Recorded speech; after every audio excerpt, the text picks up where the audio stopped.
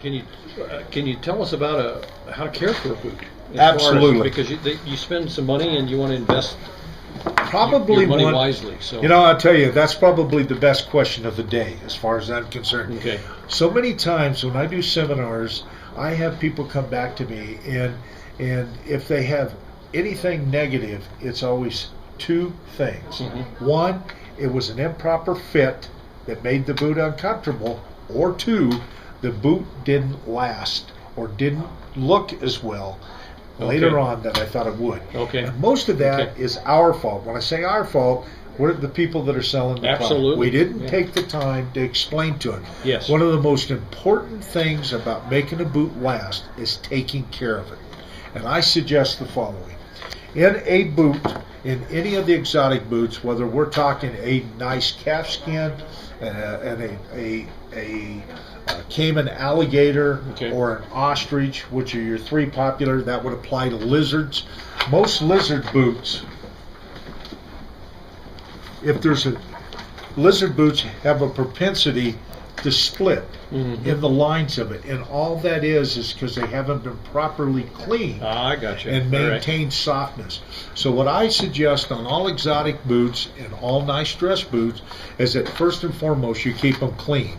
You can keep them clean by just a thin coat of saddle soap, cleaning them off, a damp rag, whatever, keep it, let it dry. Okay. Then I suggest there's some wonderful lotions out there. Bick 4 I'm going to use by brand name because it's a one, good product. It's an excellent product. It's recommended by all boot companies. Okay. Put a thin layer of Bick 4 over the top of this and let it dry and hand buff it and it'll come out. Okay. Now, there are some products out there, and there's many companies, there's Meltonian, there's Justin, there's other products out there that have stain. Oh, okay. You know, you can buy the color of stain to match your boot. Okay. Now, that's good and it's bad. Every time you use a color of stain on a boot, it will darken.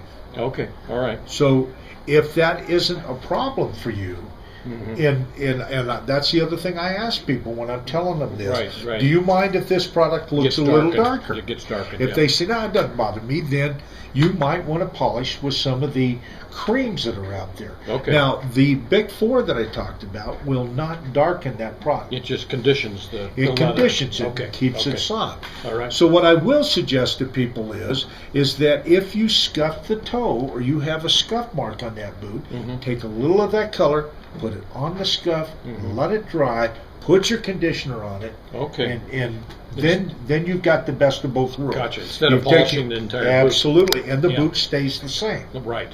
Now, people ask me, wouldn't mink oil or something of that nature be good? That is not a good product to use on a dress boot. Now, why is that? Well, it's an excellent product. I don't want anybody to misunderstand that, but that product was made to make a product waterproof and to take care of outdoor footwear that's subject to a lot of moisture. Okay. But it'll have a tendency to clog the pores and on a dress boot and make it much darker. Okay.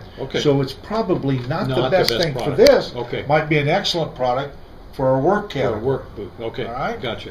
Okay. So that's what I do. The other thing that people overlook on taking care of their boots, especially in the handmade category, is remember we talked about the leather soles. It's a leather sole. Well, this is a leather sole, and leather has a tendency to be just like friction on concrete or whatever. It'll begin to wear. That's a good point. If you will take a little of that same Bick 4 or a Lexol product or any kind of a leather conditioner, and at least every other time you polish or take care of the top, you take care of the bottom, you will extend the wear on a leather sole. That's excellent. An amazing amount of time. I didn't know that. Just by that one little step. Interesting. Because as leather dries, if you get leather wet, the salt will come to the surface, and as the drier leather gets, the more it will sand the surface,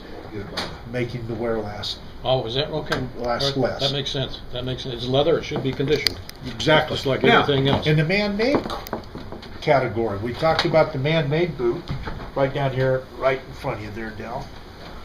Now, we would take care of this boot in somewhat of the same manner. You still have a leather foot, so we want to condition that. it, right? It will not take, because of the difference of the man-made material and the leather, this sole does not have to be conditioned. Okay, okay. So again, there's a trade-out between some of the better-made boots and some of the lesser boots. There's room for both worlds.